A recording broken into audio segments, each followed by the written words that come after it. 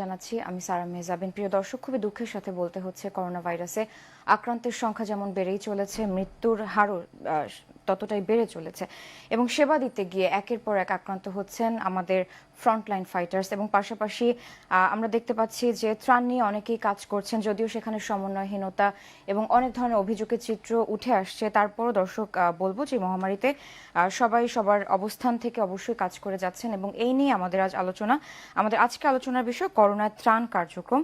এবং এই আলোচনার জন্য আমাদের মাঝে আজ স্টুডিওতে উপস্থিত হয়েছেন lion Rinku Kumar Barua, president world Buddhist association in Bangladesh. এবং এরপর আমাদের সাথে স্কাইপে আরো অনেকেই যুক্ত হবেন এবং আমরা তাদের সাথেও কথা বলবো। আমি শুরুতে স্টুডিও আলোচনায় যেতে চাই। লায়ন রিঙ্কু কুমার বড়ুয়া, আপনাকে স্বাগত জানাচ্ছি আমাদের আজকের আয়োজনে। শুরুতেই যদি বলতে চাই, আসলে এই করোনার মহাসংকটে আমরা ত্রাণের ক্ষেত্রে অনেক ধরনেরই সমন্বয়হীনতা, অব্যবস্থাপনা এগুলো আমাদের সামনে উঠে এসেছে, কিন্তু আপনাদেরকে অবশ্যই শুভেচ্ছা এবং অভিনন্দন জানাতেই হয়, কারণ করোনা ত্রাণ ব্যবস্থাপনায় আপনারা একটি উদাহরণই রেখেছেন আসলে আমরা বলতে পারি। সেক্ষেত্রে আমি একটু জানতে চাই যে world Buddhist association in Bangladesh কিভাবে কাজ করছে, এটি সম্পর্কে একটু জানতে চাই শুরুতেই। আপনাকে অসংখ্য ধন্যবাদ, এশিয়া টিভিকে অসংখ্য ধন্যবাদ। ওয়ার্ল্ড বুদ্ধিস্ট অ্যাসোসিয়েশন বাংলাদেশ এটা হচ্ছে একটা non profit organizations. This organization belongs to the Buddhist community, but our activities irrespective of caste, creed, religion and color. Because you know very well our Lord Buddha teaching to serve the helpless people, to work for the humanity. Right. It is the philosophy of the Buddhism. আমাদের যেটা তথাগত সম্যক সম্বুদ্ধ যেটা বলেছেন, উনি জগতের সকল মানুষের মঙ্গলের কথা বলেছেন, জগতের মানুষের সাহায্য সহযোগিতার কথা বলেছেন। এটাকে তিনি খুব গুরুত্ব সহকারে দেখেছেন। তার আলোকেই আজকে ওয়ার্ল্ড বুদ্ধিস্ট অ্যাসোসিয়েশন বাংলাদেশে প্রতিষ্ঠিত, পাশাপাশি ওয়ার্ল্ডের 36 কান্ট্রিতে সেই বুদ্ধির নীতি আদর্শকে মাথায় রেখে, ওই শিক্ষাকে মাথায় নিয়ে তারা ধর্ম বর্ণ নির্বিশেষে তারা কাজ করে যাচ্ছে। তা আমরা সেই আলোকে world Buddhist association Bangladesh last 2 years আমরা বাংলাদেশে আমাদের কার্যক্রম, আমরা সেই কার্যক্রমগুলো হয়তো আমি আপনাকে পরে সেটা জানাবো। যে লাস্ট 2 মান্থ যে করোনা ভাইরাস আক্রান্ত হওয়ার পর থেকে আমরা যেটা করেছি, প্রথমে মানুষের পাশে দাঁড়িয়েছি বিভিন্ন মেডিকেল ইকুইপমেন্ট সামগ্রী নিয়ে, এবং জাতি ধর্ম বর্ণ নির্বিশেষে আমরা সবসময় জিনিসটাকে এবং মাথায় রেখে কাজ করি। সেই দিক থেকে আমরা সরকারের পাশাপাশি আমরা একটা নন প্রফিট অর্গানাইজেশন হিসাবে তার মানে আপনারা শুধু ত্রাণ না, পিপি থেকে শুরু করে আরো অনেক কিছু প্রোভাইড করেছি এবং সেটা প্রথম শুরু করেছি আপনার ঢাকা শহরে, তারপর সেটা করেছি আবার এরপর আমরা চলে গেলাম ফুড আইটেমে। যখন মানুষের কর্মক্ষমতা, যখন মানুষ এখন ঘরের মধ্যে বসবাস হয়ে যাচ্ছে, সে অর্থনৈতিকভাবে মানুষ একটা বিপর্যয়ের মধ্যে পড়ে যাচ্ছে, তখন আমরা কি করলাম, সেটা বিভিন্ন ত্রাণ সামগ্রী, যেটা আমরা সেটাকে ত্রাণ বলি না, আমাদের ভাষায় বলি আমরা সেটা উপহার সামগ্রী আমরা সেটা এবং বিতরণ করতে শুরু করলাম। প্রথম থেকে শুরু করলাম সেখানে ঢাকা, তারপর চট্টগ্রাম, এরপর থেকে আপনার বাংলাদেশের প্রত্যেকটা অঞ্চলে, প্রত্যেকটা থানায় এবং প্রত্যেকটা গ্রাম পর্যায়ে পর্যন্ত আমাদের কর্মী বাহিনী, আমাদের সদস্য দ্বারা এবং প্রশাসনের সহযোগিতা নিয়ে আমরা সেখানে এবং এই কাজগুলো করে যাচ্ছি। এবং এখনো সেটা আপনারা এই কার্যক্রমগুলোর সমন্বয়ের সাথে কিভাবে পরিচালনা করছেন, আমি এই ব্যাপারে আরো বিস্তারিত শুনবো। আমাদের স্কাইপে এখন একজন যুক্ত হবেন, আমাদের সাথে স্কাইপে দর্শক এখন যুক্ত হবেন doctor M Ehsanur Rahman, chairman ও নির্বাহী পরিচালক, Dhaka Ahsania mission. Doctor M Ehsanur Rahman, আপনাকে স্বাগত জানাচ্ছি আমাদের নিটল টাটা টেবিল টকে। শুরুতেই আপনাদের শুভেচ্ছা এবং অভিনন্দন আপনাদের মহৎ উদ্যোগের জন্য। আমি যে প্রশ্নটি রাখতে চাই যে আপনারা আসলে এই করোনার মহাসংকটে আপনারা কিভাবে ত্রাণ কার্যক্রম চালিয়ে যাচ্ছেন, আপনারা কিভাবে কাজ করছেন? ধন্যবাদ। যে কোনো সময় ত্রাণ কার্যক্রমের সাথে হ্যালো জি, আমি শুনতে পাচ্ছি। আপনার প্রশ্নের জন্য ধন্যবাদ। অন্য যে কোনো সময় ত্রাণ কার্যক্রমের সাথে এটি যেটা পার্থক্য সেটি হচ্ছে প্রাকৃতিক দুর্যোগে সাধারণত আমরা সাময়িক সময়ের জন্য নির্দিষ্ট কিছু বিষয় নিয়ে আমরা চাহিদার ভিত্তিতে ত্রাণ সেবা দিয়ে থাকি। এবারকার যে দুর্যোগটি এটি অন্য গতানুগতিক দুর্যোগের চেয়ে আলাদা, সে কারণে এটিকে শুধুমাত্র ত্রাণ কার্যক্রম হিসাবে না ভেবে আমরা এইটির সাথে মানুষের যে স্বাস্থ্য ঝুঁকি, সংক্রমণ ঝুঁকি, সচেতনতা বৃদ্ধি এবং এটির জন্য তাদের যে নিরাপত্তা গ্রহণের প্রয়োজন, তাদের সংক্রমণ ঝুঁকি থেকে বাঁচার জন্য যে উদ্যোগগুলো নেওয়া প্রয়োজন সেগুলোকে আমরা একই সাথে সংযুক্ত করছি। এটি হচ্ছে এক। দ্বিতীয়ত হচ্ছে দীর্ঘ সময় যে কার্যক্রম বন্ধ থাকছে, ছুটি, লকডাউন, নানা রকমের যে প্রতিবন্ধকতা, সেগুলোর কারণে মানুষের যে অর্থনৈতিক কার্যক্রম স্থবির হয়ে যাচ্ছে, সেই কারণে মানুষের যেই দুর্ভোগ হচ্ছে, বিশেষ করে দরিদ্র, হতদরিদ্র মানুষ, তাদের খাদ্য সহায়তা অনেক প্রয়োজন। সেটির জন্য প্রাথমিক ত্রাণ কার্যক্রম হিসাবে তাদের খাদ্য সহায়তা প্রদান করতে হচ্ছে। একই সাথে স্বাস্থ্য ঝুঁকি থেকে তারা যাতে রক্ষা পেতে পারে সেজন্যই কিছু পরিষ্কার পরিচ্ছন্নতা সম্পর্কিত হাইজিন সংশ্লিষ্ট কিছু সহায়তা প্রদান করতে হচ্ছে। কাজে ত্রাণ কার্যক্রমের মধ্যে এই বিষয়গুলোকে আমরা সম্পৃক্ত করে কাজ করছি। এটি হচ্ছে যে ধরনের কাজ আমরা পরিচালিত করছি সেটি। আর এটির সাথে যেই কাজটি আমরা বরাবর অন্যান্য ত্রাণ কার্যক্রমের সময় করে থাকি সেটি হলো স্থানীয়ভাবে স্থানীয় সরকারের সাথে সমন্বয় করে যেখানে প্রয়োজন আছে, যাদের যে রকম প্রয়োজন বা সরকারের যে কার্যক্রম পরিচালিত হচ্ছে সেটির সাথে সমন্বয় করে আমরা কার্যক্রম পরিচালনা করে থাকি। কাজে এই উদ্যোগটি আমরা জাতীয় উদ্যোগের অংশ হিসাবে এবং জাতীয়ভাবে যে প্রয়োজন আছে সেটিকে স্থানীয় চাহিদা পূরণের মধ্য দিয়ে কিভাবে সমন্বয় করা যায়, সহায়তা করা যায়, সেটি আমরা কাজ করছি। ডক্টর এম এহসানুর রহমান, আপনাকে অসংখ্য ধন্যবাদ। আপনি আমাদের সাথে যুক্ত আছেন, আপনার সাথে আবারও কথা বলবো কিছুক্ষণ পর। আমি আবারও স্টুডিও আলোচনায় যেতে চাই। লায়ন রিঙ্কু কুমার বড়ুয়া, আপনার সাথে আপনাদের কার্যক্রম কিভাবে পরিচালিত হচ্ছে এ ব্যাপারে কথা হচ্ছিল। ডক্টর এম এহসানুর রহমান যে কথাটি বলেন খুবই গুরুত্বপূর্ণ একটি বিষয়, যে আসলে নর্মাল কোনো সময় আসলে ত্রাণ কার্যক্রম যেভাবে অব্যাহত রাখা হয় সেটি আর করোনার এই মহাসংকটের সময় আসলে অবশ্যই এটি খুবই ডিফারেন্ট, চিত্রটি খুবই ডিফারেন্ট এবং স্বাস্থ্য ঝুঁকির একটি ব্যাপার রয়েছে। সেক্ষেত্রে আপনারা এই স্বাস্থ্য ঝুঁকির ব্যাপারটি মাথায় রেখে কার্যক্রম পরিচালিত করছেন কিনা? হ্যাঁ, এটা খুব গুরুত্বপূর্ণ একটা পয়েন্ট নিয়ে উনি কথা বলেছেন। কারণ এটা একটা প্রাকৃতিক দুর্যোগ, এটা একটা স্বাস্থ্যগত একটা ইস্যু আছে।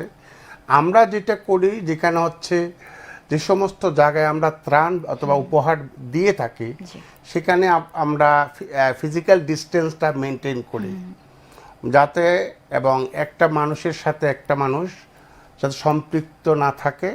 এবং অনেক ক্ষেত্রে আমরা যেটা করেছি, বিভিন্ন জায়গায় এবং যেখানে স্কুলের মাঠে, বিভিন্ন প্রতিষ্ঠানে, বিভিন্ন জায়গায় যখন আমরা ত্রাণগুলো বিতরণ করি, সেখানে আমরা ওই যে আপনার ত্রাণগুলো মানে রেখে রেখে চলে যাই এবং যার যার মতো করে এসে নিজেরা একের পর এক তারা নিয়ে যায়। এবং আমাদের হ্যাঁ করছি, এবং আমাদের যারা সদস্য বাহিনী যারা আছে, আমাদের যারা সদস্যরা আছে, তারা এগুলো খুব স্ট্রিক্টলি মেনটেন করে এবং সবাইকে পিপি নিয়ে এবং হ্যান্ড গ্লাভস পরে তারপরে সেখানে আমরা সবাইকে এখানে এগুলা ত্রাণ সাহায্য প্রার্থী যারা আসছে তারা আবার অনেকে একসাথে চলে আসছে কিনা, ঢল নামলো কিনা, এই ধরনের কোনো সমস্যা তৈরি হয় কিনা? এই ধরনের কোনো সমস্যা হয় না। আমরা যখন এই ধরনের কোনো সমস্যা দেখি সেক্ষেত্রে আমরা বিশেষ করে প্রশাসনের সহযোগিতা নিই। এবং আপনাকে একটা কথা বলতে হচ্ছে, এই করোনাকালীন দুর্যোগ সময় বাংলাদেশের প্রশাসন বিশেষ করে পুলিশ বাহিনী, র্যাব এবং বিভিন্ন ইউনো ডিসি লেভেলের, তারা মানে অক্লান্ত পরিশ্রম করে এবং মানুষের পাশে ওরা খুব একটা মানে সততার সহিত এবং নিষ্ঠার সহিত আমাদের সাথে তারা একাত্মতা ঘোষণা করে মানুষকে সহযোগিতা করে যাচ্ছে। কোনো ধরনের সমস্যা হচ্ছে না। আমরা যখনই বলি যে কোনো থানায়, যে কোনো এলাকায়, যখন আমরা ওই এলাকার যদি ওসিকে, এসপিকে যখন ফোন করি, আমরা এই এলাকায় আজকে আমরা ত্রাণ বিতরণ করব, আপনাদের একটু সহযোগিতা দরকার, দেখা যাচ্ছে আমরা না যাওয়ার আগে তারা উপস্থিত হয়ে যায়। এটি সত্যি খুবই আশার কথা। এটা হচ্ছে অত্যন্ত আশাব্যঞ্জক। এবং ওরা যাদেরকে আমরা, যারা ত্রাণ নেওয়া, উপহার নেওয়ার জন্য এবং যারা আসে, তাদেরকে ওরা কিন্তু সুন্দরভাবে, আপনারা কোনো প্রতিবন্ধকতার সম্মুখীন হচ্ছেন না? আমরা কোনো ধরনের প্রতিবন্ধকতা সৃষ্টি তো হচ্ছে না, প্লাস আমরা প্রশাসন থেকে কোপারেশন পাচ্ছি, সাপোর্ট পাচ্ছি। জি, আমি আপনার কাছে আবারও ফিরবো। আমরা এখন আরো একজনকে যুক্ত করে নিতে চাচ্ছি স্কাইপে। দর্শক, আমাদের সাথে এই মুহূর্তে যুক্ত হবেন Ashfaq Zaman, country director, charity right. Ashfaq Zaman, আপনাকে স্বাগত জানাচ্ছি আমাদের নিটল ডাটা টেবিলটাকে। আপনি শুনতে পাচ্ছেন আমাকে? আশা করি ভালো আছেন। এবং শুরুতে আসলে শুভেচ্ছা এবং অভিনন্দন জানাতে চাই আপনাদের এই সুন্দর মহৎ উদ্যোগের জন্য। এবং আপনার কাছে যেটি প্রশ্ন রাখবো, যে আপনারা এই করোনার মহাসংকটের সময়, ক্রান্তিকালে কিভাবে ত্রাণ কার্যক্রম এখন পর্যন্ত পরিচালনা করছেন, অব্যাহত রেখেছেন? ধন্যবাদ আমাকে আমন্ত্রণ দেওয়ার জন্য। আশা করি আমাকে আপনারা শুনতে পাচ্ছেন।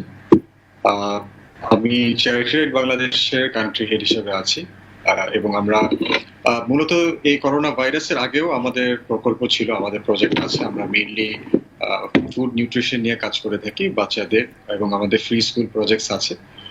করোনা ভাইরাসের জন্য আমরা যেটা করি, যে একদম প্রথমেই যখন আমাদের ভাইরাস ডিটেক্টেড হয়, তখন থেকে আমরা মূলত একটা ক্যাম্পেইন রান করি, সেটা হলো সেফটি কিট ক্যাম্পেইন। তো আমরা প্রায় 50,000 হাউসহোল্ডকে এবং বিভিন্ন লো ইনকাম গ্রুপ বা যেখানে ক্লাস্টার করে মানুষরা থাকে, সেখানে আমরা বেসিক্যালি সেফটি কিটস, আমরা সাবান, মাস্ক, ভাইটামিনস, তারপরে এই ধরনের বিভিন্ন সেফটি প্রিকশনের জন্য, যাতে করোনা ভাইরাসের সংক্রমণ যাতে বেশি না হয়, কারণ ওরা যে এনভায়রনমেন্টে থাকে সেখানে সংক্রমণ হলে খুব ডেঞ্জারাস, কারণ খুব ক্লাস্টার গ্রুপে থাকে। অ্যাট দ্য সেম টাইম ওদের হয়তো সে অ্যাফোর্ডেবিলিটিও নাই যে জিনিসগুলো পারচেস করতে পারবে। সো আমরা ফার্স্টের দিকে এই প্রজেক্টটা করি। তারপরে যখন আমাদের লকডাউন স্টার্ট হয়, যখন ইকোনমিক একটা প্রবলেম বা যারা লো ইনকাম গ্রুপে আছে তাদের যখন একটা সমস্যা স্টার্ট হয়, তো তখন থেকে আমরা ফুড প্যাক ডিস্ট্রিবিউশন শুরু করি। তো আমরা ফুড প্যাক ডিস্ট্রিবিউশন আপনার 3 ক্যাটাগরি মানুষদেরকে করে থাকি। একটা হলো যেটা সবাই মনে হচ্ছে, অনেক অর্গানাইজেশনই করছে, বিভিন্ন গ্রামে গঞ্জে, বিভিন্ন বস্তিতে আমাদের ডেটাবেস আছে, সেখানে আমরা গিয়ে তাদেরকে ত্রাণ সামগ্রী দিচ্ছি। এর পাশাপাশি আমরা যেটা করি, যেটা আমার মনে হয় খুব অনেক বেশি অর্গানাইজেশন হয়তো এখন আগে এসেনি, সেটা হলো আপনার যারা পভার্টি লাইনের ভিতরে আগে ছিল না, কিন্তু এই করোনা ক্রাইসিসের জন্য পড়ে গেল। যেমন আপনাদেরকে একটা উদাহরণ দিই, যারা মুদির দোকান চালায়, দেখা যাচ্ছে যে সে আগে পান বিক্রি করতো বা চা বিক্রি করতো, এখন করোনার কারণে তার 1 মাস বন্ধ থাকার কারণে সেও কিন্তু দারিদ্র সীমার অ্যাবজেক্ট পভার্টি যেটাকে আমরা বলি, হতদরিদ্র, এখন সেটার মধ্যে পড়ে গেছে। তারপরে বারবার নাপিত কমিউনিটি, এই ধরনের অনেক কমিউনিটিকে আমরা ফুড প্যাক গুলো পৌঁছে দিই তাদের বাসায় অথবা তাদের লোকেশনে।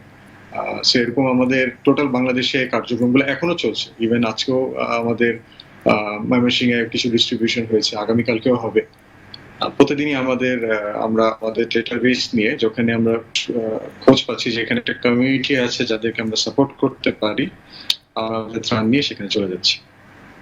জি, আশফাক জামান, আপনাকে অসংখ্য ধন্যবাদ। আপনি আমাদের সাথে যুক্ত আছেন। পরবর্তীতে আপনার সাথে আবারও কথা বলবো, আবারও স্টুডিও আলোচনায় যেতে চাই। লায়ন রিঙ্কু কুমার বড়ুয়া, এবার যে প্রশ্নটি রাখতে চাই, যে লকডাউন হয়তো আরও বাড়বে যেটি মনে হচ্ছে, যেহেতু আমাদের এখন পিক টাইম, কিন্তু এখন স্বাস্থ্য অধিদপ্তর থেকে যেটি বলা হচ্ছে যে হয়তো জুন জুলাই পর্যন্ত এটি যেতে পারে। সেক্ষেত্রে আসলে আপনাদের এই ত্রাণ পরিকল্পনা কি রয়েছে, বা আপনারা সামনে আপনাদের আরও কি কি পরিকল্পনা রয়েছে? অ্যাকচুয়ালি এটা একটা, আপনি যেটা বললেন, আপনারা প্রতিনিয়ত আপনারা নিউজটা দেখছেন যে আমাদের করোনা ভাইরাসে রোগাক্রান্ত সংখ্যা ডে বাই ডে বাড়ছে, এবং সেটা এই কারণে দেখা যাচ্ছে যে এটার কিছু কারণ আছে। সেটা হচ্ছে আমাদের দেশের মানুষের মানে অসচেতনতাটা কাজ করে। আমাদের ম্যাক্সিমাম মানুষ তারা রুলস অ্যান্ড রেগুলেশনটাকে মেনটেন করে লকডাউন না, মানছেন না, জি। লকডাউনটাকে তারা সেটা মানতে চায় না, এবং সরকার একটা নির্দিষ্টভাবে তাদেরকে একটা পরিকল্পনা এবং বিভিন্ন মিডিয়ার মাধ্যমে যেখানে বলা হচ্ছে আপনারা ঘরে থাকুন, এখন দেখা যাচ্ছে অনেক মানুষ, অনেক যুব সমাজ, অনেক লোক প্রয়োজন ছাড়াও রাস্তাঘাটে বেরিয়ে যাচ্ছে। প্রশাসনের দিক থেকেও তারা অনেকভাবে তাদেরকে ঘরে ঢোকার জন্য চেষ্টা করে যাচ্ছে, লকডাউন অনেকটা ঢিলে ঢালাও তো হয়ে ঢিলেভাবে গিয়েছে। হচ্ছে। এবং এটার কারণ হচ্ছে যে আমি যদি আমার জীবনটা নিয়ে চিন্তা ভাবনা না করি।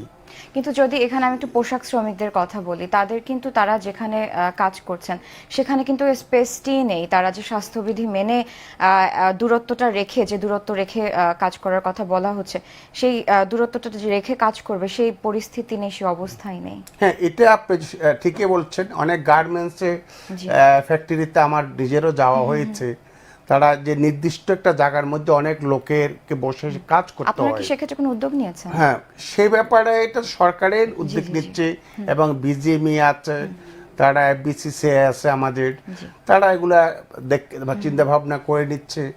আমরা যেহেতু নন প্রফিট অর্গানাইজেশন হিসেবে আমরা একটা সেবামূলক প্রতিষ্ঠান, তো আমাদের দায়িত্বটা হচ্ছে মানুষকে সেবা দেওয়া। আমরা ওদেরকে একটা পরামর্শ দিতে পারি, বিশেষ করে আপনাকে সচেতন করতে চাই, এবং আমাদের যারা প্রতিনিধিরা আছেন, যে আমাদের এখন গার্মেন্টস ফ্যাক্টরি এগুলো বন্ধ করলেও তো যদি বন্ধ রাখা হয় অর্থনৈতিক বিষয়টা রাখতে হবে। আমরা যেটা শুনতে পাচ্ছি, বিশ্ব স্বাস্থ্য সংস্থা এর মধ্যে বলেছে করোনা হয়তো কখনো নাও যেতে পারে। সেক্ষেত্রে তো আসলে এভাবে আর গৃহবন্দী থাকা বা অর্থনৈতিক চাকা অচল রাখা সম্ভব না। আমি WHO কান্ট্রি ডাইরেক্টরের সাথে আমার সবসময় কথা হয়, তো যেহেতু আমি জাতিসংঘের সাথে আমাদের প্রতিষ্ঠান সম্পৃক্ত, world Buddhist association enlisted member of United nation NGO ব্রাঞ্চের। আমি এই ব্যাপারে একটু বিস্তারিত শুনবো, একটি বিরতি নিয়ে আসি। Thank you. দর্শক, নিটল টাটা টেবিল টকের সময় হলো একটি বিরতি, ফিরছে কিছুক্ষণ পর, আমাদের সাথেই থাকুন।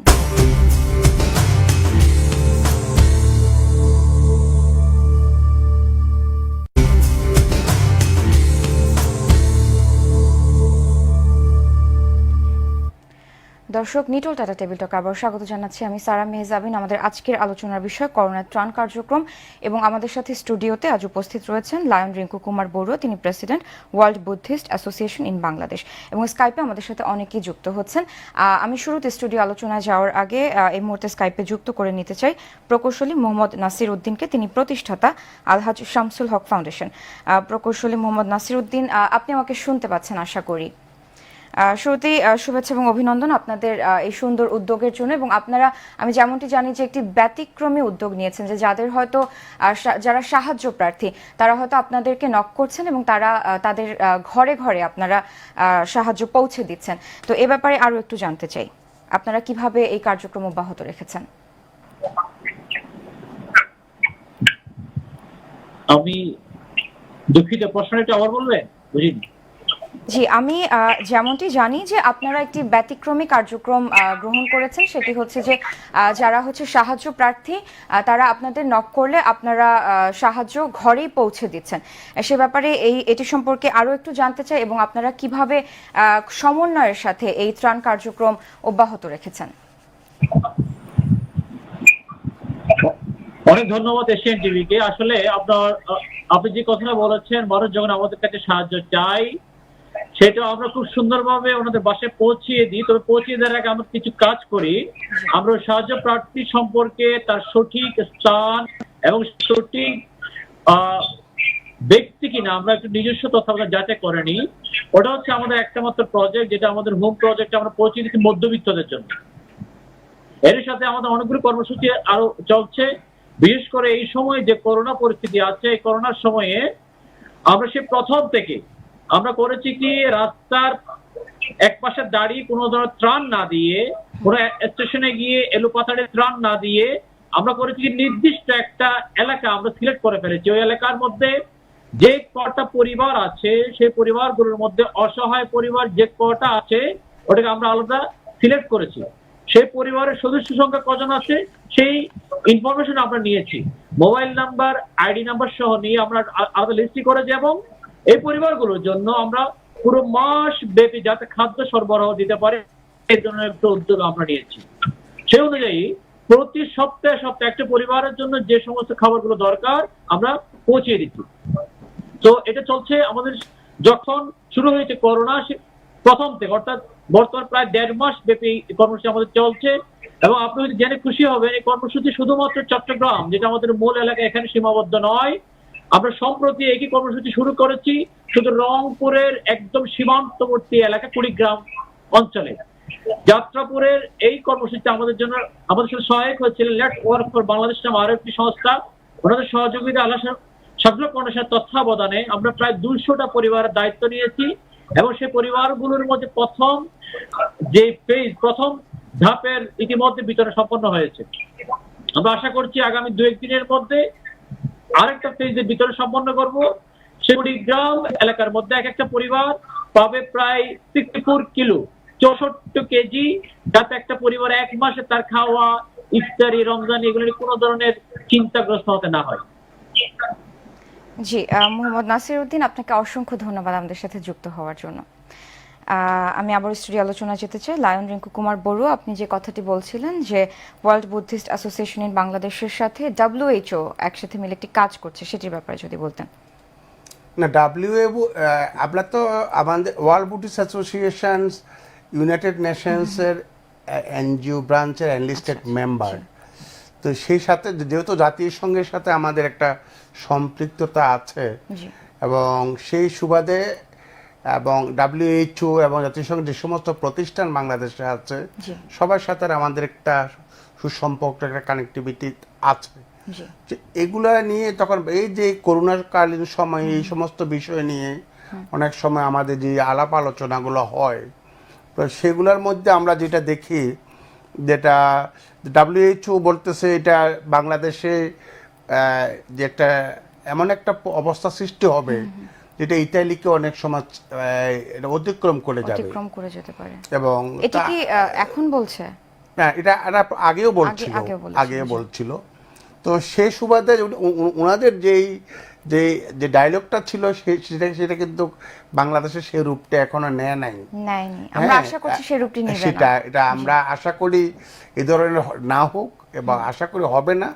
কিন্তু যারা আক্রান্ত হচ্ছে এরা আবার কিন্তু সুস্থ হয়ে ঘরেও ফিরছে, কিন্তু আবার রিইনফেক্টেড এর ব্যাপারটিও দেখতে পাচ্ছি আমরা। হচ্ছে এটার জন্য রিইনফেক্ট যাতে না হয়, এটার জন্য হচ্ছে যে আমাকে সচেতনতা হতে হবে। যারা এফেক্টেড তাদেরকে, তার ফ্যামিলিকে, তার পরিবার, তাদেরকে সেটা সচেতনতা অবলম্বন করে দিন অতিবাহিত করতে হবে। তাহলে সেক্ষেত্রে প্রত্যেকটা জিনিসের উৎপত্তি আছে, এটা আবার বিনাশও আছে। করোনা যে ভাইরাস, এটা যে সারা জীবন থাকবে তা কিন্তু নয়, এটা একটা সময় চলে যাবে। যেমন আমাদের প্রতিবেশী দেশ, আপনার ভিয়েতনাম বলেন, চায়না বলেন, থাইল্যান্ড বলেন, সিঙ্গাপুর বলেন, শ্রীলঙ্কা বলেন, এবং ভুটান বলেন, বিভিন্ন দেশে কিন্তু আমাদের মতো এই ধরনের সিচুয়েশনে তারা নাই। তারা এগুলো ওভারকাম করে যাচ্ছে। এবং আমাদের প্রতিবেশী দেশ ভারত, তারাও কিন্তু ওভারকাম করে যাচ্ছে। নিউজিল্যান্ডের দিকে যদি আমরা তাকাই সেখানেও সেই অবস্থা, এবং ওখানে কিন্তু আর লকডাউন নাই, সবাই কাজকর্মের মধ্যে চলে যাচ্ছে, এবং সবাইকে বলছে যার যার সাবধানতা, যার যার মানে আপনার এটা মেনটেন করে। আমাদের দেশে আসলে শিক্ষার হারও তো কম, এই যে স্বাস্থ্যবিধি তারা মানবে, তারা কতটুকু বুঝতে পারছে? এটা হচ্ছে যে এটা একটা গুরুত্বপূর্ণ পয়েন্টের কথা বলছেন। মানুষের মধ্যে সচেতনতা যদি না থাকে, শিক্ষার হার যতটুকু আছে, কিন্তু সবচেয়ে বড়টা হচ্ছে যে আমাদের দেশের যে সমস্ত মানুষেরা, আমরা কেন যেন নিয়ম মানতে চাই না, যেটা রুলস রেগুলেশনটা মানতে চাই না। আমরা যখন বিদেশে যাই, একটা টিস্যু রাস্তায় ফেললে আমরা অনেকটা চিন্তা ভাবনা করতে হয়, সাথে সাথে সেখানে জরিমানা দিতে হয়, তখন আমরা কিন্তু ঠিকই নিয়ম মানছি না। আর যখন আমরা এয়ারপোর্ট থেকে এখানে যখন বাংলাদেশের যখন আমরা ল্যান্ড করলাম, তখন আমরা চিন্তা করি এখানে রুলস রেগুলেশন, রেসপেক্ট এবং এই সময়গুলোকে আমরা যে অ্যাভয়েড করে চলি। শ্রদ্ধাবোধ এই সমস্ত এগুলো যখন মানুষের মধ্যে কাজ করবে, দেশের প্রতি শ্রদ্ধা হ্যাঁ, দেশের প্রতি শ্রদ্ধাবোধ একটা কম আছে। এবং ধর্মের প্রতি একটা শ্রদ্ধাবোধ, মানবতার প্রতি একটা শ্রদ্ধাবোধ, এবং বয়োজ্যেষ্ঠদের প্রতি একটা শ্রদ্ধাবোধ এবং রুলস, এটা আমি একটা কাজ করলাম, এই কাজটার দ্বারা মানুষের কোনো ক্ষতি হচ্ছে কিনা এই বিষয়টাকে আমাদেরকে একটু দেখতে হবে। যদি মনে করেন যে এই বিষয়টার দ্বারা যদি আমার ক্ষতি হবে, সুতরাং আমি এখান থেকে যদি কাজটা না করি, তাহলে আমার দ্বারা আরেকজন লোক এফেক্টেড হবে না। তো সুতরাং এই ধরনের চিন্তাভাবনা আমাদের দেশের মানুষের মানে চিন্তাভাবনাটা খুবই কম। এই জন্য আমরা একটু বিভিন্ন সময় আমরা বিভিন্ন সমস্যার মধ্যে পড়ি। তো এটা আস্তে আস্তে সংশোধন হয়ে যাবে।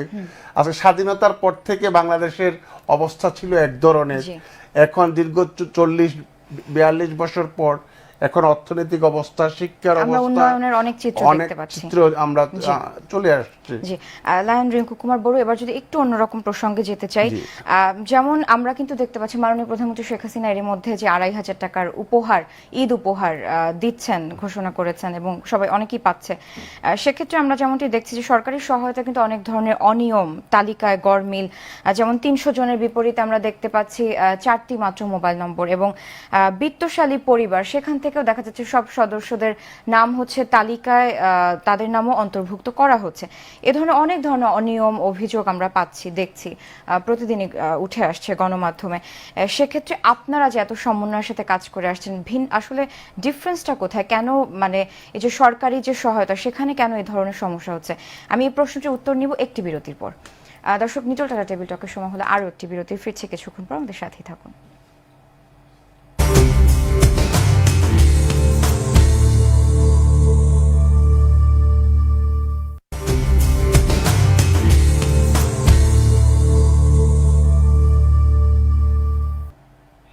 দর্শক, নিটল টাটা টেবিল টকে আবার স্বাগত জানাচ্ছি। আমি সারা মেহজাবিন। আমরা আলোচনা করছি করোনা ত্রাণ কার্যক্রম নিয়ে। আমি স্টুডিও আলোচনা যাওয়ার আগে শুরুতে স্কাইপে যুক্ত করে নিতে চাই মিম মাহমুদকে। তিনি হচ্ছেন কোঅর্ডিনেটর সময় জার্নাল সংকটকালীন শিক্ষাবৃত্তি। মিম মাহমুদ, আশা করি ভালো আছেন। আপনাকে স্বাগত জানাচ্ছি আমাদের নিটল টাটা টেবিল টকে। আমি যদি একটু জানতে চাই যে আপনারা কিভাবে কোঅর্ডিনেট করছেন এই করোনার মহাসংকটের সময় শিক্ষাবৃত্তির ক্ষেত্রে, আপনাদের কার্যক্রম সম্পর্কে একটু জানতে চাই। ধন্যবাদ আসলে আমাকে এখানে আমন্ত্রণ জানানোর জন্য। আমি আসলে আমরা যেভাবে করছি আসলে সেটা হচ্ছে এইভাবে করছি যে আমরা প্রথমত সময় যে কাজটা প্রথমে দেখেছি সেটা হচ্ছে যা শিক্ষার্থীরা ছিল, যা বিভিন্ন সময় টিউশনি করতো বা বিভিন্ন বা তারা কিন্তু মূলত হয়ে গেল এই যখন ছুটিটা শুরু হলো, নতুনটা যেটা বলবো অঘোষিত লকডাউন, সেটি যখন শুরু হলো তখন তারা হয়ে গেল। তখন এইটা আমরা তখন দেখলাম যে সমস্ত অনেক স্টুডেন্টরাই দেখতাম যে শুধু নিজের খরচটাই চালাতো না, কেউ কেউ কিন্তু বাড়িতে টাকা পয়সাও দিত, অনেকে এইটা কাজ করতো। বা আমরা দেখেছি ইভেন আমাদের পোর্টালের সাথেও যারা জড়িত রয়েছে এমন কয়েকজন আমরা চিনি যারা শুধুমাত্র নিজের পড়াশোনাটি করা, তার পাশাপাশি তার পরিবারকেও কিছুটা সহায়তা করে। তো দেখলাম যে এই ধরনের শিক্ষার্থী যারা মূলত আসলে বিভিন্ন টিউশন করতো বা অন্যান্য পার্ট টাইম কোনো জব করতো, তারা মূলত আসলে কর্মহীন হয়ে গেল। তো সেটি কিন্তু আমাদেরকে একটি বড় ধরনের একটা মানে প্রেশারের মধ্যে ফেলে দিল। মানে আমরা যখন দেখলাম যে আসলে এরা বড় ধরনের প্রেশারে পড়ে গেল, তো আমরা চিন্তা করলাম যে যারা আমার সাথে আগ্রহী হলো যে ওকে আমরা বললাম যে আমরা শেয়ার করতে শুরু করলাম যে এদের জন্য কিছু করা যায় কিনা, কারণ এরা তো আসলে কারোর কাছে এখন বলতে পারছে না যে ওকে তার টিউশন ফিরে দরকার বা তার দরকার, বা যারা ম্যাচে থাকে, হ্যাঁ বাড়িতে যেতে পারেনি, ম্যাচের ভাড়াটা কিন্তু দিতে পারেনি, ইভেন ম্যাচে থাকলে ভাড়াটা যদি দিতে নাও হয় তারপরে কিন্তু বড় একটা জিনিস হচ্ছে তার খাবার খরচটা কিন্তু দরকার।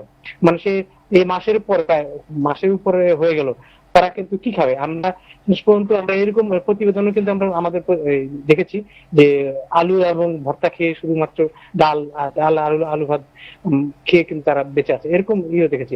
তখন আমরা কয়েকজন বিত্তবান বা যারা সমর্থবান লোক আছে তাদেরকে মূলত আমরা নক করলাম যে আমরা এরকম ভাবে এদেরকে খুঁজে যারা আছে আমরা চেষ্টা করতে চাই যে অল্প পরিসরে হলেও তাদের সাথে আমরা কাজ করতে চাই, তাদেরকে আসলে মানে এই মুহূর্তে একটু হেল্প করতে চাই। তো এটা বলার পরে তখন তারা আমাদেরকে বললো ওকে ঠিক আছে তাহলে আমরা এটাই করি। তখন ইমরান মাহমুদ ভাই আছেন, ডেইলি স্টারের, ও ইমরান ছিল, আর এদিকে এনটিভির একজন ছিল।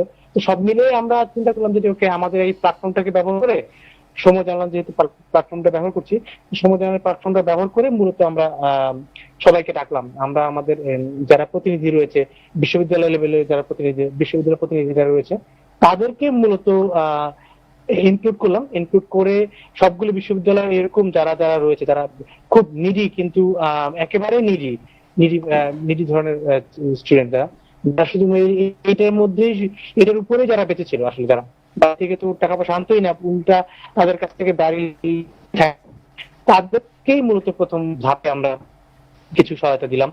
যে সহায়তাটা পেলাম আমরা সেই সহায়তাটা তাদেরকে দিলাম। প্রায় আমরা প্রথম ধাপে দিয়েছি 60 জনকে, তারপরে পরের ধাপে আরো কিছু মানুষকে দিয়েছি। প্রায় 100-র উপরে আমরা পর্যায়ক্রমে 200+ আমরা মনে হয় এরকম করেছি। তো এটা ছিল আমাদের সময় জার্নালের যেটা মূল কার্যক্রমটা ছিল, যেটা আসলে আমরা শিক্ষাবৃত্তি, সংকটকালীন শিক্ষাবৃত্তি বলছিলাম সেটা, এই শিক্ষাবৃত্তির কাজটা আমরা আসলে এভাবে করেছি আর কি। এর বাইরে আর আমরা দুটো কাজ করেছি সময় জানাল। একটা হচ্ছে আমরা যেটা করেছি সেটা আমরা কোভিড এর আমরা হেল্প ডেস্ক করেছি একটা, যারা অলরেডি আমরা গতকালকে পর্যন্ত প্রায় 1100+ মানুষকে কিন্তু আমরা কোভিড কোর্টে কিন্তু আমরা সহায়তা করেছি। তাদেরকে কিন্তু স্বাস্থ্য বাতায়নের মাধ্যমে তাদেরকে হেল্প করেছি এবং তাদেরকে ট্রিটমেন্ট দিয়েছি। ইভেন অনেক ক্ষেত্রে ম্যাক্সিমাম ক্ষেত্রে ইনফরমেশন ম্যাক্সিমাম দেওয়া হয়েছে, তারপরে ট্রিটমেন্টও দেওয়া হয়েছে প্রায় 700-র উপরে প্রায় ট্রিটমেন্টই দেওয়া হয়েছে। আর পাশাপাশি আমরা ইনফরমেশন দিয়েছি আরো 700-র উপরে। তো সব মিলিয়ে প্রায় 1100-র উপরে আমাদের শুধুমাত্র আমাদের মেসেঞ্জার যে একটা গ্রুপ করা হয়েছে সেটার মাধ্যমে আমরা আসলে তাদেরকে ট্রিটমেন্ট দিয়েছি। আমাদের সাথে 13 জন ডাক্তার স্বেচ্ছাসেবী হিসেবে কাজ করেছেন। তো খুব বড় বিষয় হচ্ছে আমাদের সাথে যারা ছিলেন এমন 1-2 জন ডাক্তারও কিন্তু আমরা দেখলাম যে আক্রান্ত হয়েছিলেন। তারা কোভিড এর অনেক শুরু থেকে সেবা দিচ্ছিলেন। তো 1-2 জন ডাক্তারও কিন্তু করছিলেন, কিন্তু তারা সেই অবস্থাতেও কিন্তু আমাকে হেল্প করেছেন। আমি দেখতে পেয়েছি আসলে খুবই মানবতার যে বড় একটা জায়গা, সেটি কিন্তু আমরা করতে পেরেছি। এই ছিল আমার কাছে আর কি। জি, মিম মাহমুদ, আপনাকে অসংখ্য ধন্যবাদ। সত্যি খুবই ব্যতিক্রমী এবং মহৎ একটি উদ্যোগ। আপনাদের অনেক অনেক শুভেচ্ছা। আমি আবার স্টুডিও আলোচনায় ফিরতে চাই। লায়ন রিঙ্কু কুমার বড়ুয়া, যে প্রশ্নটি বিরতির আগে রেখে গিয়েছিলাম, আসলে সরকারি ত্রাণ পৌঁছে দেবার ক্ষেত্রে আমরা অনেক নানা অনিয়ম এবং অভিযোগের চিত্র আমাদের গণমাধ্যমে প্রতিদিনই উঠে এসেছে এবং অনেক জনপ্রতিনিধিকে শাস্তির আওতায় আনা হয়েছে এবং সেটা একটি দীর্ঘ তালিকা আমরা দেখেছি। সেক্ষেত্রে অনেকেরই কথা ছিল যে হয়তো মনিটরিং এর কিছুটা গাফিলতি রয়েছে, অবহেলা রয়েছে। আপনারা কিভাবে সমন্বয়ের সাথে কাজটি করে যাচ্ছেন, কিভাবে মনিটরিং করছেন এবং আপনার কি মনে হয় ডিফারেন্সটা কোথায়? মানে আপনারা যেভাবে কাজ করছেন তাদের কাজ করার মধ্যে ডিফারেন্সটা কোথায়? ডিফারেন্সটা হচ্ছে যে আপনার এটা হচ্ছে, এবং আপনার যদি কোনো পরামর্শ থাকে এই ক্ষেত্রে। এখানে ডিফারেন্সটা হচ্ছে একটা হচ্ছে ভোক্তা, আর একটা হচ্ছে একজন দাতা, আর একটা হচ্ছে গ্রহীতা। জি, এখন আমাদের সরকার, মাননীয় প্রধানমন্ত্রী উনি এবং সরকারিভাবে ত্রাণ দেওয়ার জন্য ওনার প্রতিনিধি এবং সরকারের বিভিন্ন প্রশাসনের লোকজন দ্বারা সেখানে দিচ্ছে। প্রশাসন লেভেল থেকে আমি কোনো ধরনের অনিয়ম আমরা দেখি নাই এবং ওদের অনেক আন্তরিকতার আমরা সহযোগিতা সেটা আমরা দেখি সব সময়। তো বিশেষ করে যারা রাজনীতির সাথে সম্পৃক্ত মাঠ পর্যায়ে এবং বিভিন্ন লেভেলের, এক্ষেত্রে কিন্তু অনেকটা অনিয়ম হচ্ছে। সেক্ষেত্রে অনেক আপনার প্রভাব খাটিয়ে অনেকেই যারা রাজনীতির সাথে সম্পৃক্ত এই ধরনের কিছু অনিয়ম করে, যেটা পত্রিকার মধ্যে বিভিন্ন নিউজের মধ্যে আমরা কিন্তু আমি যদি একটু বলি, আপনি প্রশাসনের কথা বলছেন, কিছু কিছু ক্ষেত্রে প্রশাসনের কিছুটা অবহেলা দেখা গেছে। যেমন অনেক জায়গায় পুলিশ, জেলা প্রশাসন বা ত্রাণ মন্ত্রণালয়ের সমন্বয়ের বাইরে গিয়েও ত্রাণ দিয়েছে, এটি কিছু কিছু জায়গায় উঠে এসেছে। হ্যাঁ, এই ধরনের একটা দেশ, অনেক লোকের বসবাস, সবকিছু যে 100% কারেক্টলি হবে তা তো না, একটু তো এদিক সেদিক হবেই। তো তারপরেও আর আমরা যেটা করে যাচ্ছি সেটা হচ্ছে আমাদের তো আপনার সদস্য সংখ্যা বাংলাদেশের বিভিন্ন জেলার প্রত্যেকটা গ্রাম অঞ্চলে আমাদের লোকজন আছে। সেক্ষেত্রে আমরা কি করি, তার মানে কি পুরো বাংলাদেশে আপনাদের কার্যক্রম পরিচালিত হচ্ছে। এবং আমাদের একটা গ্রামে যখন আমাদের আমাদের যে প্রতিনিধিরা থাকে, আমাদের সদস্যরা থাকে, তারা নিজেরাই সিলেক্টেড করে কারা কারা মধ্যম আয়ের পরিবার, কারা নিম্ন মধ্যবর্তী লেভেলের পরিবার, কারা খুব গরিব। আমরা বিশেষ করে এই 3টা শ্রেণীকে গুরুত্ব সহকারে দেখি। শুধু আমরা দরিদ্র তাদেরকে দেখি তা নয়, আমাদের মধ্যম আয়ের মধ্যবিত্ত যারা আছেন এবং নিম্ন মধ্যবর্তী এই সমস্ত পরিবারগুলো আছে, বলতেও পারছে না কাউকে, যারা এই ধরনের বলতে পারে না, কিন্তু আমরা তাদেরকে বলি আমাদের একটা হেল্পলাইন আছে, আমাদের ওয়েবসাইটে গিয়ে আপনারা শুধু একটু আমাদেরকে নক করবেন, অথবা আপনার একটা মোবাইল নাম্বার দিয়ে আপনার একটা স্পিচ, একটা মেসেঞ্জারে আমাদেরকে একটু বলবেন। সেক্ষেত্রে আমরা সেটা নিজেরাই যোগাযোগ করি আমাদের সেই আমাদের সদস্যদের দ্বারা, এবং আমি নিজে অনেক সময় যোগাযোগ করে সেখানে আমরা চেষ্টা করি তাদের পাশে দাঁড়ানোর জন্য। আর একটা জিনিস যেটা আমি আপনাকে একটা বলতে চাই, ত্রাণটা হচ্ছে অনেকেই একটা বিভিন্ন লেভেলে ত্রাণ দিয়ে থাকে। একজন বারবার নিচ্ছে সেটা ঠিক, আবার একজন বারবার দিচ্ছে, এক্ষেত্রেও একটা প্রমাণ পাওয়া যায়। আবার ত্রাণ একটা প্যাকেটের মধ্যে দিচ্ছে, টাঙ্গাইলের কালিহাতির যদি কিশোর আলামিনের কথা বলি, সে খুবই অভিনব একটি অ্যাপ তৈরি করেছে যেটির মাধ্যমে আসলে এটিকে মিনিমাইজ করা পসিবল, বা একদমই এটিকে জিরো ইসে নিয়ে আসা পসিবল। হ্যাঁ, আর আমরা যেটা আমাদের সংগঠনের পক্ষ থেকে যেটা আমরা করি, একটা পরিবার যাতে মানে 1 সপ্তাহ থেকে 2 সপ্তাহ পর্যন্ত, মিনিমাম 15 দিন অথবা 1 সপ্তাহ, আমরা এটা যখন আমরা আইডেন্টিফাই করি, ইনভেস্টিগেশন করি এই ফ্যামিলিতে কয়জন সদস্য থাকতে পারে, তাহলে যদি দেখা যাচ্ছে 4 জন সদস্য, 4 জন সদস্যর 1 সপ্তাহ চলার জন্য ওদের যা দরকার, বিশেষ করে আমরা চাউল, আটা, তেল, আবার আপনার যে আলু, পেঁয়াজ এবং ইভেন কি হেক্সিসল এবং সাবান, এই সমস্ত যা একটা মানে প্রয়োজন, এই বিষয়গুলোকে গুরুত্ব রেখে আমাদের যে উপহারগুলো আমরা দিয়ে থাকি। জি, আমি আপনার কাছ থেকে আরো শুনবো, এবং পাশাপাশি আমফান ঘূর্ণিঝড় সামনে আসছে, হয়তো 20 তারিখ নাগাদ আঘাত আনতে পারে, সেক্ষেত্রে আপনারা কোনো উদ্যোগ নিচ্ছেন কিনা এটিও একটু প্রশ্ন করবো। আমি স্কাইপে আবারও একটু আশফাক জামানকে যুক্ত করে নিতে চাই, country director charity right. Ashfaq Zaman, আপনি আমাকে শুনতে পাচ্ছেন? শুরুতে যেটি জানতে চাই যে হটস্পটগুলোতে, যেমন ঢাকা এবং ঢাকার আশেপাশের যে এলাকাগুলো, হটস্পটগুলোতে আপনারা কিভাবে ত্রাণ সহযোগিতা পৌঁছে দিচ্ছেন এটি একটু জানতে চাই। এবং পাশাপাশি যদি জিজ্ঞেস করি যে এই যে ত্রাণ পৌঁছে দেওয়ার ক্ষেত্রে, সরকারি ত্রাণ পৌঁছে দেওয়ার ক্ষেত্রে নানা ধরনের অনিয়ম অভিযোগ, কিন্তু আপনারা কিভাবে সমন্বয়ের সাথে আসলে কিভাবে মনিটরিং করে আসলে সমন্বয়ের সাথে এই কাজগুলো অব্যাহত রেখেছেন, ডিফারেন্সটা কোথায়, এবং আপনার যদি কোনো পরামর্শ থাকে এক্ষেত্রে? জি, প্রথমত আমরা আমাদের যে পরিকল্পনা, আমার মনে হয় সেখানেই ডিফারেন্স আছে, যে আমরা আসলে যে কোনো কিছু ম্যাক্রো লেভেলে করা আর মাইক্রো লেভেলে করার মধ্যে ডিফারেন্স আছে। আমরা যদি দেখি, যখন সরকার চিন্তা করে 165 মিলিয়ন পিপল নিয়ে, প্রায় 16 কোটি 17 কোটি মানুষকে নিয়ে, আমরা হয়তো চিন্তা করছি তার ভিতরে কয়েক লক্ষ মানুষকে নিয়ে। তো ডেফিনেটলি এখানে স্কেলের একটা ব্যাপার আছে। তো আমরা বেসিক্যালি যখন করি, আমাদের মূল স্ট্র্যাটেজি হয় যে আমরা একটা ভালো ডেটাবেস করব। সো আমাদের একটা টিম আছে, আমরা সবাই যখন একটা ত্রাণের কথা বলি অথবা একটা উপহারের কথা বলি, আমরা সবসময় on the day of the work দেখি, মানে আপনার যেদিন আমরা উপহারটা দিব সবাই সেটার উপর ফোকাস করে, আপনার মিডিয়ারাও সেখানে যায়, সেটা ফোকাস করে, বা পেপারেও সেটা আসে। কিন্তু অ্যাকচুয়ালি হোমওয়ার্কটা খুব ইম্পর্টেন্ট, যে ত্রাণ দেওয়ার আগে যে হোমওয়ার্কটা হয় সেটা অ্যাকচুয়ালি আপনার যত ভালো হবে সেটাই অ্যাকচুয়ালি আমাদের প্রতিফলনটা সেরকম হবে। তো আমি একটা উদাহরণ দিতে পারি, যেমন মনে করেন আপনি যদি একটা ফুল ফুটাতে চান, একটা রোজ গ্রো করতে চান, তাহলে আপনার রোজের কম চিন্তা করতে হবে, আপনাকে চিন্তা করতে হবে ম্যানিওরের, আপনাকে চিন্তা করতে হবে সয়েলের, আপনাকে চিন্তা করতে হবে পানির। আপনার যদি সেই কম্পোনেন্ট গুলো যদি ঠিক থাকে, তাহলে রোজ হবে একটা আপনার কনসিকুয়েন্স, সেটা একটা প্রতিফলন হবে হলো আপনার গোলাপ। তো ঠিক সেভাবে আমরা যখন ত্রাণের জিনিস দেখি তখন আমরা দুইটা জিনিস খুব ফোকাস দিই। একটা হলো তার প্রিপারেশনটা।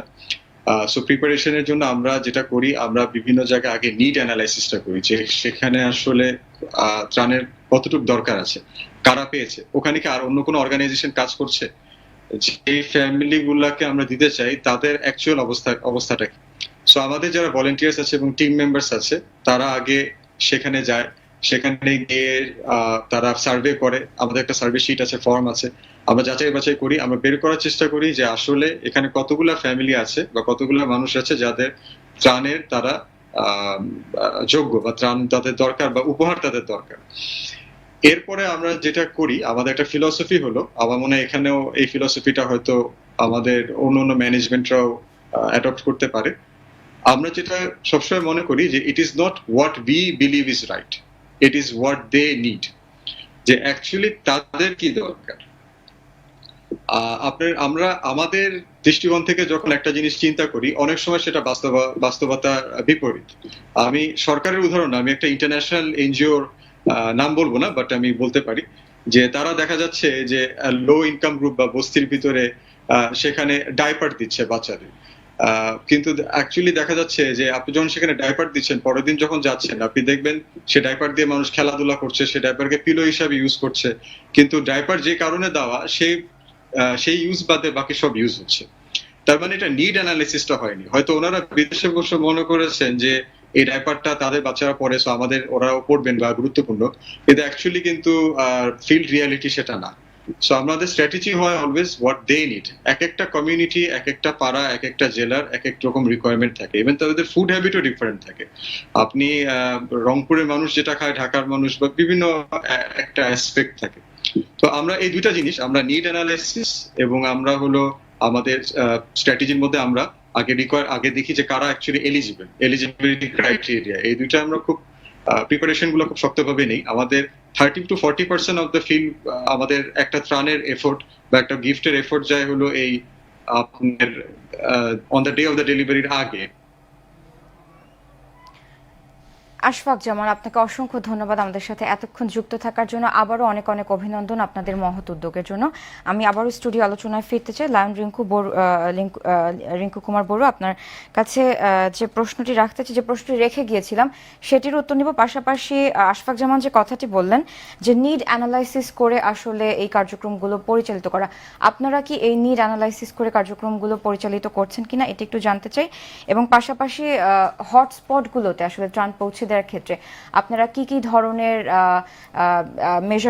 মেজার্স নিচ্ছেন সেটিও একটু জানতে চাই। এবং আমফান ঘূর্ণিঝড় 20 তারিখ নাগাদ হয়তো আঘাত আনতে পারে, সেক্ষেত্রে আপনাদের কোনো উদ্যোগ আছে কিনা? এখন আপনি তিনটে কথা বলেছেন, যেটা হচ্ছে আমি আমফান ঘূর্ণিঝড় কথাটা আগে বলি, কারণ ঘূর্ণিঝড় তো বাংলাদেশে অনেক ধরনের ঘূর্ণিঝড় আসছে।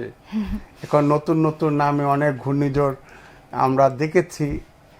তো আমরা ঈশ্বরের কাছে, সৃষ্টিকর্তার কাছে যাই বলেন, আমরা প্রার্থনা করি যাতে আমরা এই থেকে যদি পরিত্রাণ পাই বা ক্ষয়ক্ষতি হিসেবে পরিত্রাণ পাই, সেটা দেখা যাক। তবে এটার জন্য আমাদের সরকারের প্রিপারেশন আছে। আমরাও আমাদের কনস্টিটিউশনে সেটা আছে, ডিজাস্টার্ড পিপলদের পাশে দাঁড়ানো। এগুলো নিয়ে আমরাও আমাদের পরিকল্পনা আছে। যখন যেভাবে হয়, আমাদের এক্সিকিউটিভ কমিটি আছে, আমরা সেক্ষেত্রে সিদ্ধান্ত নিয়ে আমরা কাজ করব। কারণ আমরা তো এখানে কাজ করার জন্য আসছি। আমাদের প্রতিষ্ঠান বাংলাদেশে আসছে কাজ করার জন্য। হটস্পটগুলোতে আপনারা কি প্রক্রিয়া ত্রাণ পৌঁছে দিচ্ছেন? হটস্পটসে আমরা কোনো ত্রাণ বিতরণ আমরা করি না। যেখানে আমাদের সদস্যরা আছেন বিভিন্ন গ্রাম পর্যায়ে, আমরা তাদের কাছ থেকে একটা লিস্ট সংগ্রহ করি। সবশেষ আপনার যদি কোনো পরামর্শ থাকে দর্শকদের উদ্দেশ্যে? আমার দর্শকদের উদ্দেশ্যে আমার পরামর্শ থাকবে যে দেখুন, মানুষ এখন খুব জরাজীর্ণ অবস্থার মধ্যে পড়ে আছে। এবং যারা প্রত্যেক শ্রেণীর মানুষেরা অর্থনৈতিকভাবে অনেকটা বিপর্যস্ত, সংক্ষেপে এবং শেষ যারা করতে হবে। বিপর্যস্ত সমাজের এবং দেশের বিত্তশালীরা আছেন, জি, জি, জি। আপনারা এগিয়ে আসুন মানুষের সাহায্যে সহযোগিতা করার জন্য, জি। এবং নিজে সুস্থ থাকুন জি। এবং অপরকে সুস্থ রাখুন। ওয়ার্ল্ড বুদ্ধিস্ট অ্যাসোসিয়েশনের পক্ষ থেকে সবাইকে ধন্যবাদ জানিয়ে জি। এখানে শেষ করলাম। জি, লায়ন রিঙ্কু কুমার বড়ুয়া, আপনাকে অসংখ্য ধন্যবাদ আমাদের আজ সময় দেওয়ার জন্য। দর্শক, নিটল টাটা টেবিল টকে এই ছিল আমাদের আজকের আয়োজন। এতক্ষণ সাথে থাকার জন্য আপনাদের সবাইকে ধন্যবাদ।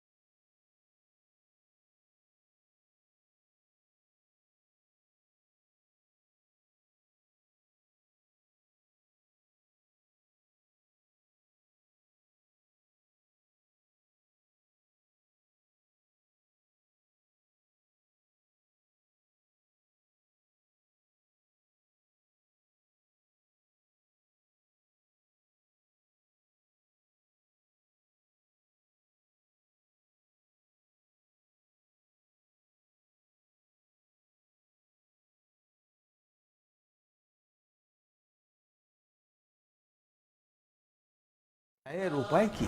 সমস্ত ক্ষমতার মালিক আমার আল্লাহ। তোমার গুনাহগুলোকে একটু একটু করে ক্ষমা নেওয়ার সুযোগ পাচ্ছ। ওয়াইফু আন কাসীর। তবে ইসলামের সঠিক কনসেপ্টটা কি? এই হাদিসের পরবর্তী অংশের মধ্যে রাসূল আকরাম সাল্লাল্লাহু আলাইহি ওয়াসাল্লাম বলেছেন। রংধনু গ্রুপ নিবেদিত চলমান পরিস্থিতি মোকাবেলা ইসলামিক আলোচনা ভিত্তিক অনুষ্ঠান কোরআনের আলোকে করোনায় করণীয়। দেখবেন প্রতি